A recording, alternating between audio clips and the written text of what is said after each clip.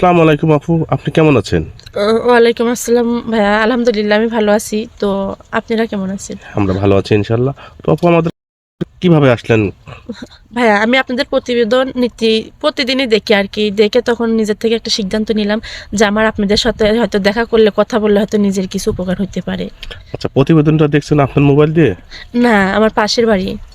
ও আচ্ছা আচ্ছা, বুঝতে পারছি। তো আপু, আপনার দেশের বাড়ি কোথায়? আমার বাড়ি সিরাজগঞ্জ উল্লাপাড়াতে। ও আচ্ছা আচ্ছা। আপু, আপনার নামটা কি? আমার নাম মোসাম্মদ শিউলি খাতুন। তো আমাদের কাছে কেন আসছেন, কি জন্য আসছেন, একটু যদি জানাতেন।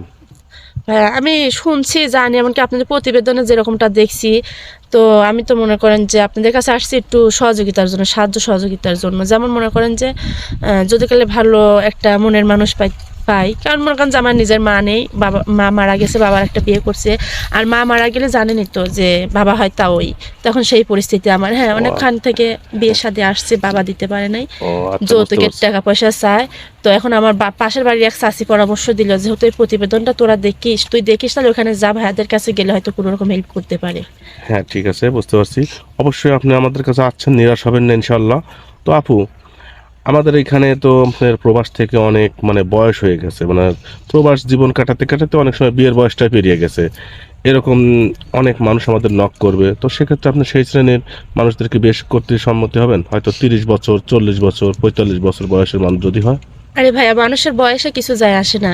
কারণ আমি যেখানে আসি, যে জেলখানাতে, আমার মনে হয় এর থেকে যদি আমি 50 বছরের একটা মানুষকে বিয়ে করি, তা মনে হয় সে আমার কষ্টটা বোঝার চেষ্টা করবে, যেটা আমার জন্মদাতা পিতাও বোঝে না, বোঝার চেষ্টা করে না। আচ্ছা, বুঝতে পারছি, তার মানে আপনার কোনো সমস্যা নেই।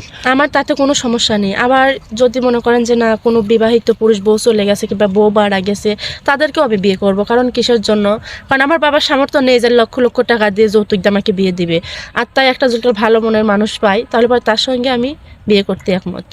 সুপ্রিয় দর্শক, শুনতে পারলেন, আপুটি আসলে খুবই কষ্টে আছে। আর একটা মানুষ কখন এই সকল বিষয়গুলো মেনে নিতে চায়, যখন সে তিন বেলা তিন মুঠো ভাত খাইতে পারে না, বা তার বাবা খুব অসহায় পরিবার, এক কথায় বলতে গেলে অসহায় একটি পরিবার, দিন আনে দিন খায়।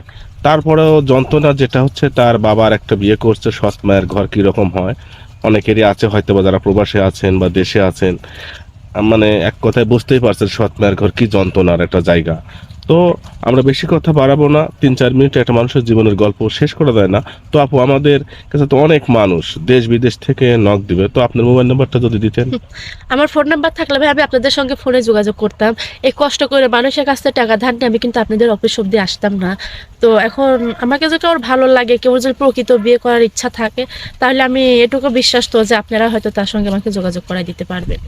সুপ্রিয় দর্শক, আপুটির পার্সোনাল ফোন নেই, তো শুনতে পারলেন, আমাদের স্ক্রিনে নাম্বার দেওয়া থাকবে। কেউ ভিডিও কল দিবেন না, অডিও কল দিবেন। সবাই ভালো থাকবেন, সুস্থ থাকবেন, এই বলে শেষ করছি আজকের মতো। আল্লাহ হাফেজ।